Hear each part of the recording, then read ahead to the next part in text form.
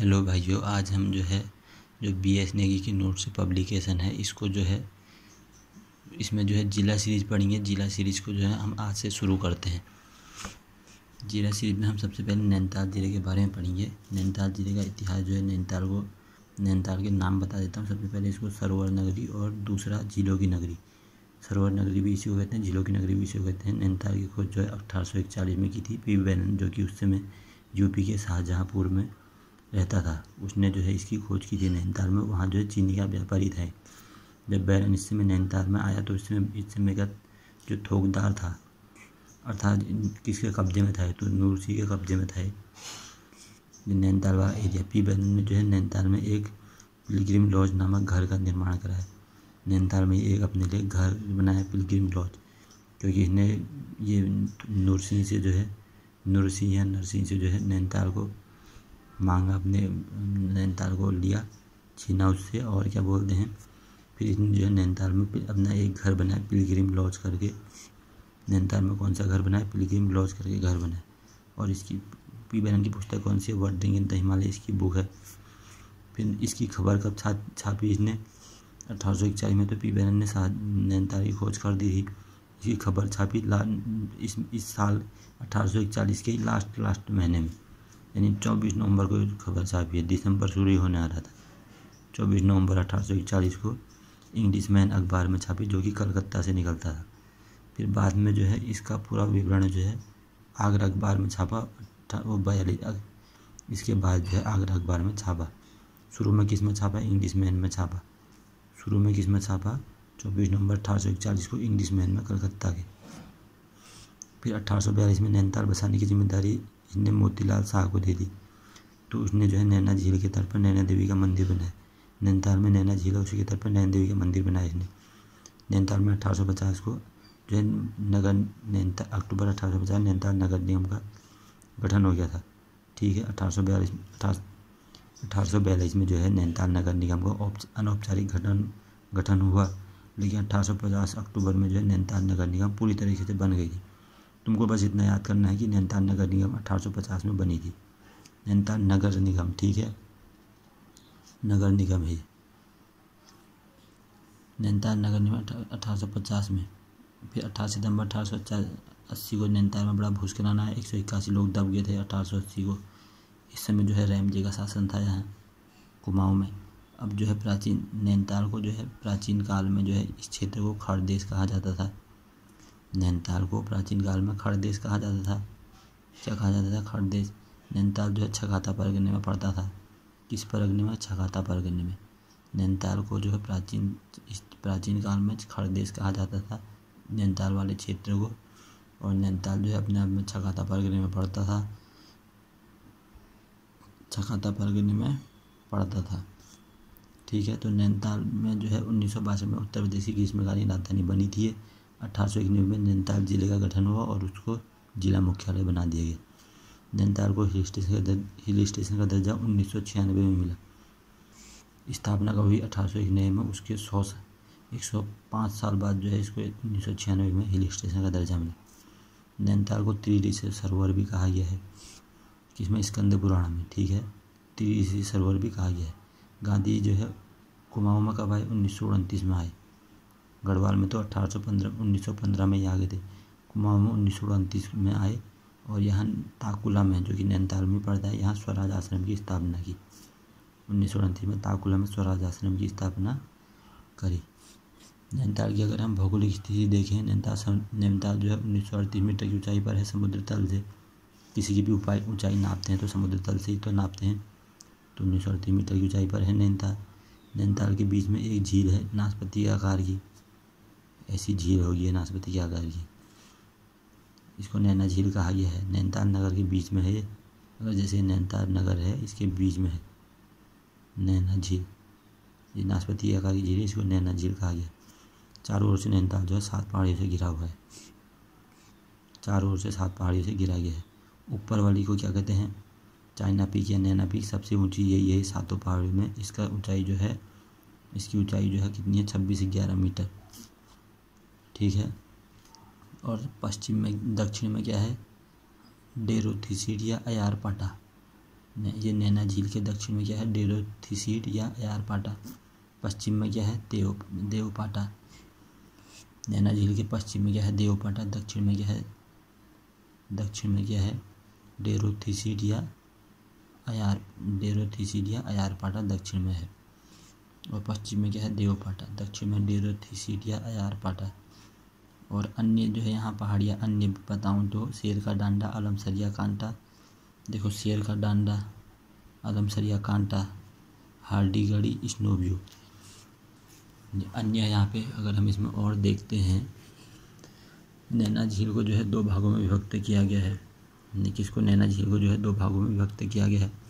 ऊपरी भाग, ये नैना झील है जैसे, इसको जो है 2 भागों में विभक्त कर दिया गया है। ऊपरी भाग को मल्ली ताल, निचली भाग को तल्ली ताल कहा गया है।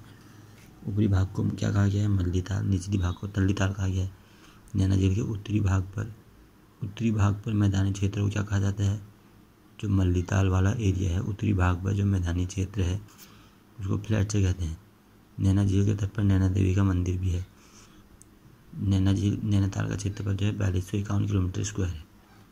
नैनीताल का क्षेत्रफल कितना है, ये नैनीताल है, ये ऊपर अल्मोड़ा है, ये उधम सिंह नगर है। नैनीताल का क्षेत्रफल 4251 किलोमीटर स्क्वायर। उधम सिंह नगर का 3642। इसका अल्मोड़ा का कितना है, 3139 किलोमीटर स्क्वायर। नैनीताल का 4251 किलोमीटर स्क्वायर। ठीक है, नैनीताल और अल्मोड़ा जो है 1891 में बने थे। नैनीताल का 4251 किलोमीटर स्क्वायर, अल्मोड़ा का 3139 किलोमीटर स्क्वायर। ठीक हो गया। कुमाऊं मंडल निगम की स्थापना कब हुई थी, कुमाऊं मंडल की स्थापना 1854 में हुई थी। मुख्यालय जो है नैनीताल में। नैनीताल में अगर हम देखें, नैनीताल जो है पुरुष 1% की दृष्टि से नैनीताल पहले स्थान पर है। महिला साक्षरता की दृष्टि से दूसरे स्थान पर है और साक्षरता की दृष्टि से भी दूसरे स्थान पर है। नैनीताल जिले की साक्षरता 83.88 है, उत्तराखंड में दूसरा स्थान है। और महिला साक्षरता की दृष्टि से भी नैनीताल जो है दूसरा स्थान है। 1873 नैनीताल नगर पालिका का गठन हुआ। नैनीताल नगर निगम का गठन कब हुआ, फिर 1850 में। नैनीताल नगर पालिका का गठन कब हुआ, 1873 में। ठीक हो गया। नैनीताल में एक नगर निगम है हल्द्वानी, जो कि 2011 में बना था। उस समय हल्द्वानी बना था। ठीक है, हरिद्वार भी 2011 में बना था नगर निगम। नैनीताल में विधानसभा सीट 6 है, तहसील 9 है, विकासखंड 8 है। ठीक है, नैनीताल जिले का जनघनत्व 225 है, जो कि 4वां स्थान करता है। सबसे ज़्यादा जनघनत्व में 4वें स्थान पर है। नैनीताल जिले की जनसंख्या 9 लाख 9.5 लाख है, यानी 9 से नैनीताल 9 से 9 लाख 9.5 लाख के आसपास है, 9,54,600। नैनीताल में हम देखें, पुरुष साक्षरता 90, महिला साक्षरता 77.6, जिले का साक्षरता दर 83.88। ये कुछ इम्पोर्टेंट नहीं है। नैनीताल में हम नदियाँ देखते हैं तो बागरा नदी नैनीताल से निकलती है, उधम सिंह नगर के खानपुर के बाद राज्य से बाहर। ये नक्शा है, यहाँ से नैनीताल से बागरा नदी निकली उधम सिंह नगर के पास, यहाँ पे खानपुर से बाहर, यहाँ पे खानपुर होगा, यहाँ से बाहर हो जाएगी। निकली कहाँ से, नैनीताल से निकली बागरा नदी। ठीक है, और कौन सी निकली, गौला नदी जो है पहाड़ पानी से निकलती है, ये तो पता ही होगा। गौला नदी कहाँ से निकलती है, पहाड़ पानी से, नैनीताल के पहाड़ पानी से निकलती है गौला नदी। देहवा नदी भी नैनीताल से निकलती है। नंदौर नदी जो कि नैनीताल से निकलती है, उधम सिंह नगर के नानक सागर डैम में गिर जाती है। नंदौर नदी नैनीताल से निकलकर उधम सिंह नगर के नानक सागर में गिरती है। कोइराला नदी लदिया की सहायक नदी है। ठीक है, लदिया की सहायक नदी है कोइराला। लदिया जो कि काली की अंतिम सहायक नदी है, तो उसी की सहायक नदी लदिया की कौन है, कोइराला।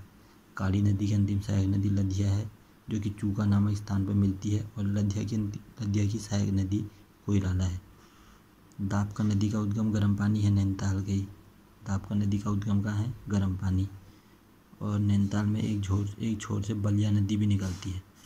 नैनीताल के एक छोर से कौन सी नदी, बलिया नदी। और जो दापका नदी है, इसका उद्गम भी गर्म पानी में। नैनीताल की जो झील देखते हैं तो खुरपाताल झील, जिसका आकार जानवर के खुर के समान है। सूखाताल, सरियाताल, लुकमाताल, हरीशताल, ये सब नैनीताल में है। नलताल या कमलताल नैनीताल में है। नैनीताल में अगर हम और देखें, भीमताल, जिसके का कुमाऊं क्षेत्र की सबसे बड़ी झील है भीमताल। कुमाऊं की सबसे बड़ी भीमताल। सबसे गहरी कौन सी है? तो नौकुचिया ताल। कितनी गहरी? 40 मीटर गहरी। और सबसे बड़ी कौन सी? भीमताल है। लंबाई कितनी है? 41 का स्क्वायर -6। और लंबाई कितनी? 41 का स्क्वायर -6। चौड़ाई कितनी? 21 का स्क्वायर +6। 41 का स्क्वायर -6 यानी 1674 जो इसकी लंबाई है। चौड़ाई कितनी है? 21 का स्क्वायर प्लस यानी 447 इसकी चौड़ाई है भीमताल की। ठीक है, लंबाई कितनी? 1674। चौड़ाई कितनी? 447 मीटर। भीमताल कमल कड़ी और कमल के लिए प्रसिद्ध है।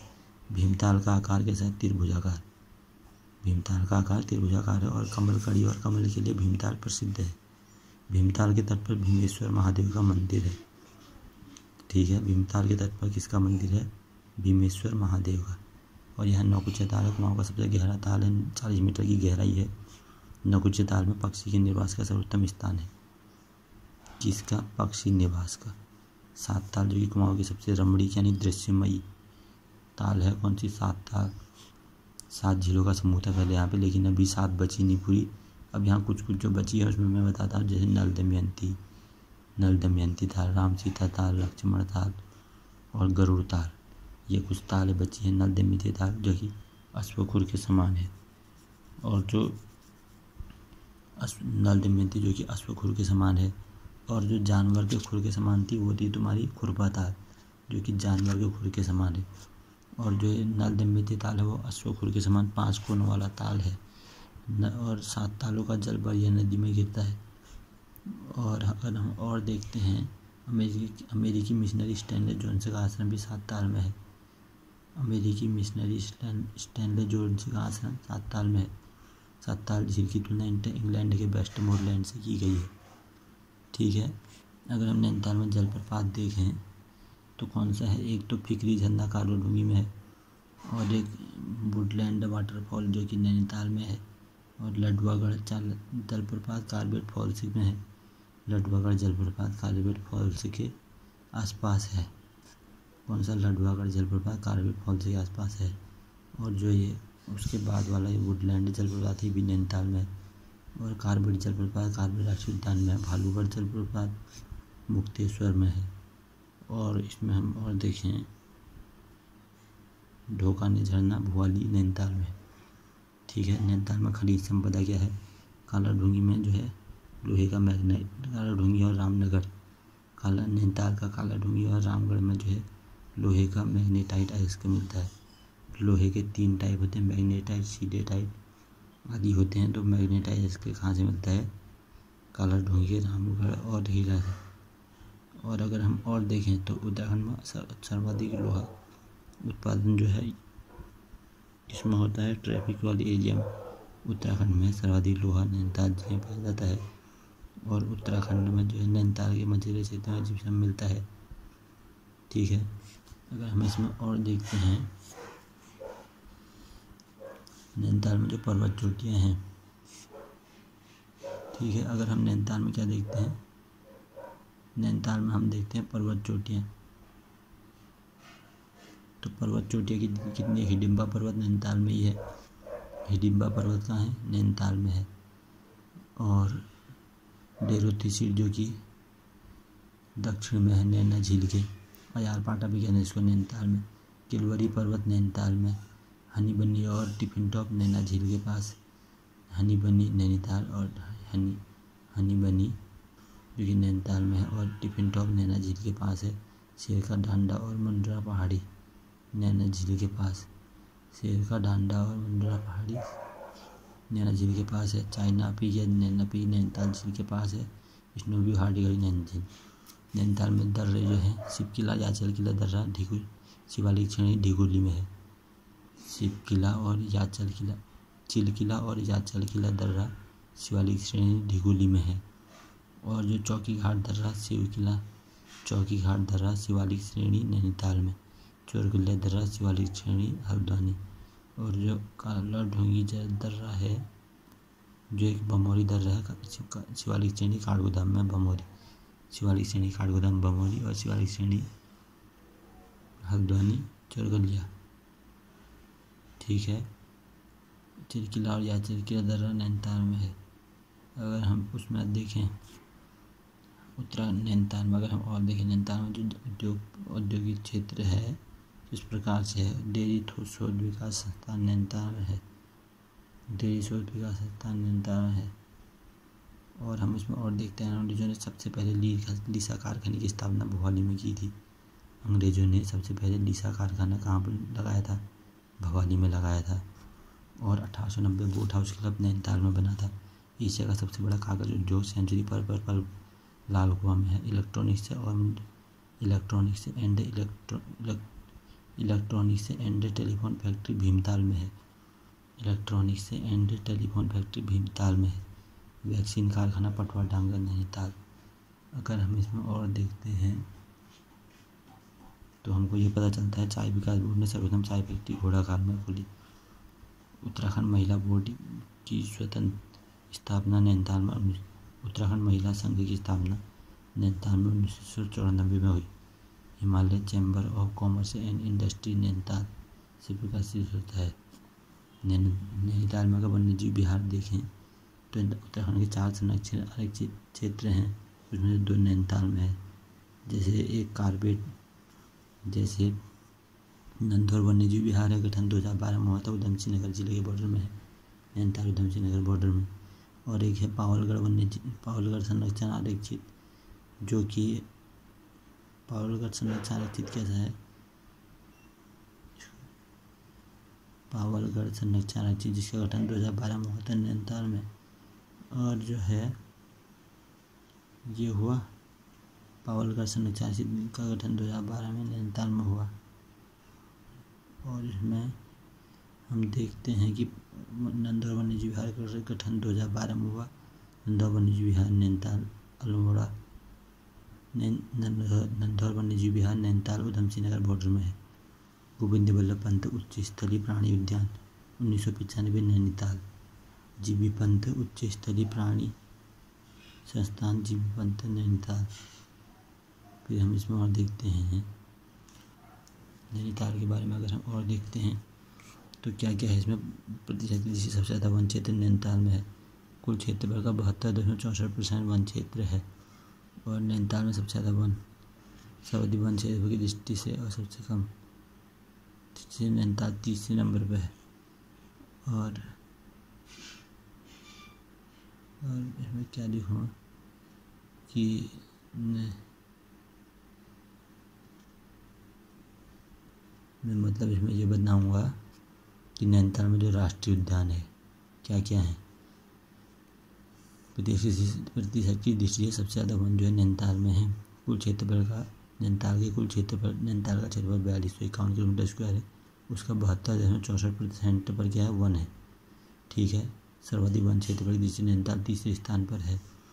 उत्तराखंड में सबसे ज़्यादा अति सघन वन नैनीताल में है। उत्तराखंड में सबसे ज़्यादा अति सघन वन का है नैनीताल में। नैनीताल के भीमताल में ज्वालामुखी मिट्टी पाई जाती है। कहाँ? भीमताल में। कार्बेट नेशनल पार्क के बारे में जान तो देश और एशिया का पहला नेशनल पार्क है। स्थापना 1936 में हैदी नेशनल पार्क के नाम से हुई थी। स्वतंत्रता के बाद नाम जो है रामगंगा नेशनल पार्क पड़ा। 1957 में जो है प्रकृति प्रेमी जिम कार्बेट के नाम पर इसका नाम जो है कार्बेट राष्ट्रीय उद्यान पड़ा। 520 किलोमीटर स्क्वायर में फैला है। अल्मोड़ा नैनीताल और पौड़ी में फैला है। ज़्यादा हिस्सा पौड़ी में है, फिर कम हिस्सा नैनीताल में। अगर हम देखें 520 किलोमीटर स्क्वायर है, इसमें से सर्वाधिक क्षेत्रफल पौड़ी में है। कार्बेट राष्ट्रीय उद्यान का प्रवेश द्वार ढिकाला नैनीताल में है। कार्बेट राष्ट्रीय उद्यान जो है कार्बेट राष्ट्रीय उद्यान नवंबर 1973 को कार्बेट राष्ट्रीय उद्यान का है। नवंबर 1973 को देश का पहला टाइगर रिजर्व बना था। इसके बाद 2016 में वाला बना था राजाजी राष्ट्रीय उद्यान, वो दूसरा टाइगर रिजर्व बना था। ठीक है, 1973 में। अच्छा, टाइगर दिवस कब से बनाते हैं? 29 जुलाई को बनाते हैं। 2010 से बनाया जा रहा है। और 2012 में टाइगर कॉर्बेट राष्ट्रीय पार्क के चारों ओर 500 मीटर तक के दायरे को साइलेंस जोन घोषित किया गया है। 2012 में 500 मीटर तक के क्षेत्र को साइलेंस जोन घोषित किया गया है। 2013 में कॉर्बेट नेशनल पार्क में स्पेशल टाइगर प्रोटेक्शन फोर्स का गठन किया गया है। सबसे अधिक पर्यटन जो है कॉर्बेट नेशनल पार्क में आते हैं। उसके बाद राजाजी नेशनल पार्क में भी फूलों की घाटी राष्ट्रीय पार्क में आते हैं। पाटली दून और कोटा दून है नैनीताल में। पाटली दून जो है कॉर्बेट नेशनल पार्क के बीच में, कोठारी और चौखम दून का है वो पौड़ी में। नैनीताल में पर्यटक स्थल अगर हम देखते हैं, नैनीताल में हनुमानगढ़ी है, सूर्यास्त के अनुपम दृश्य के लिए प्रसिद्ध है। हनुमानगढ़ी जो कि नैनीताल में है, सूर्यास्त के अनुपम दृश्य के लिए प्रसिद्ध है। जोलीकोट जो कि सबसे पुराना गोल्फ कोर्स है यहाँ पे, यहीं पर जो है मधुमक्खी का वो भी है, मधुमक्खी पालन वाला भी है जोलीकोट में, और सबसे पुराना भारत का गोल्फ कोर्स भी है। नैनीताल वर्धमान पहाड़ी पर अरविंदो आश्रम है। नैनीताल की वर्धमान पहाड़ी पर नैनीताल की वर्धमान पहाड़ी की तरह नैनीताल की है, वहाँ अरविंदो आश्रम है। कालाधुंगी नैनीताल में जिम कॉर्बेट का मकान और संग्रहालय। जिम कॉर्बेट का मकान संग्रहालय की तरह कालाधुंगी में है। और नैनीताल की वर्धमान पहाड़ी पर अरविंदो आश्रम है। वर्धमान पहाड़ी कहाँ है? नैनीताल में है। कहाँ है? नैनीताल में। इस पर क्या है? अरविंदो आश्रम। वर्धमान पहाड़ी की तरह नैनीताल में है, उस पर क्या है? अरविंदो आश्रम है। जोलीकोट में क्या क्या है? सबसे पुराना भारत का गोल्फ कोर्स है और मधुमक्खी पालन केंद्र है।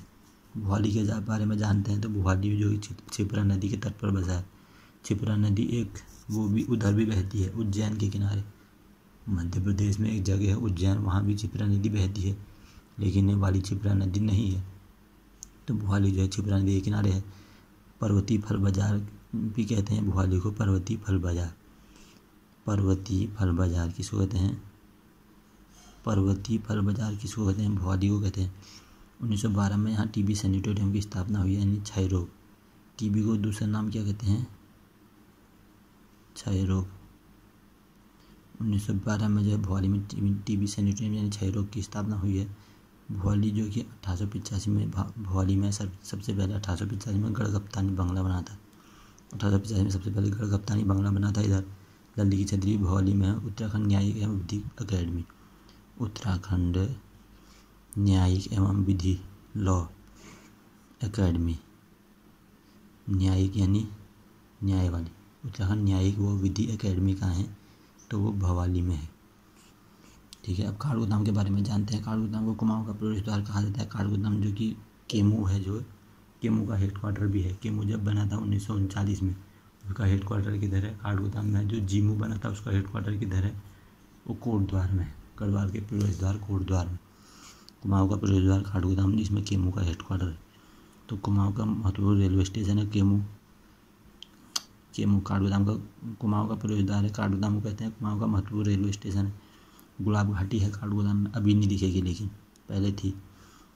काठगोदाम में गुलाब घाटी है। काठगोदाम को बामुरी घाट या बाड़ाखेड़ी भी कहते हैं। काठगोदाम रेलवे स्टेशन 1884 में चालू हो गया था, 24 अप्रैल 1884 यहाँ क्योंकि रेल आई थी। काठगोदाम रेलवे की सबसे बड़ी लाइन 1994 में बनाई गई है। काठगोदाम रेलवे की सबसे बड़ी लाइन 1994 में बनाई गई है। काठगोदाम के बाद रानीबाग पर्यटक स्थल है। रानीबाग जो कि पुष्पभद्रा ग्रांचन छोटी नदी के संगम पर है।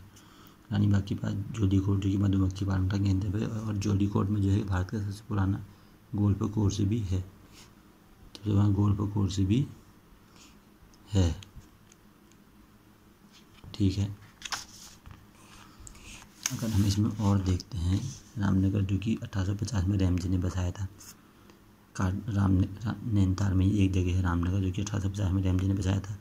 रामनगर में एक गर्जिया नामक स्थान है, वहाँ पर गर्जिया माता का मंदिर है, और वहीं पर ही महर्षि वाल्मीकि जो कि उंगली मार था उसके जो कि भग्नावशेष भी हैं। महर्षि वाल्मीकि आश्रम था, उसके भग्नावशेष कहाँ पे है? रामनगर में। रामनगर में है। ठीक है। महर्षि वाल्मीकि के भग्नावशेष। ढिकुली कत्यूरी की राजधानी थी जो कि गर्जिया के पास ही है।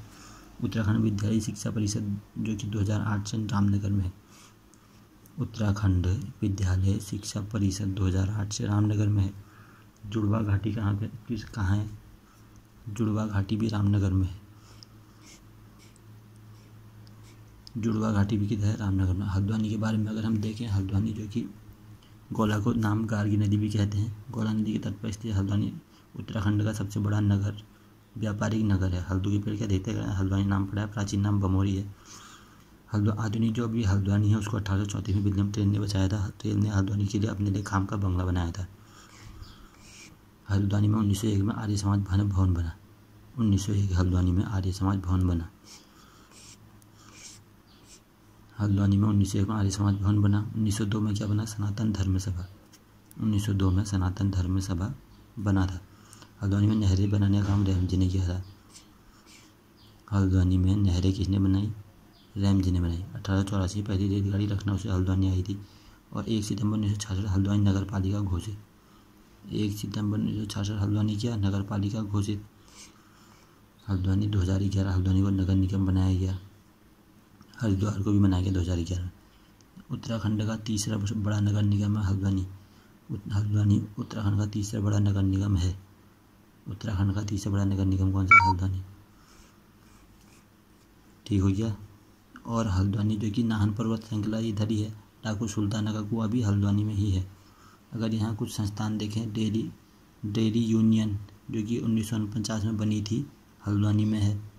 उत्तराखंड का पहला दुग्ध डेयरी संघ हल्द्वानी में 1950 में बना था। स्टेट कैंसर इंस्टीट्यूट भी हल्द्वानी में है।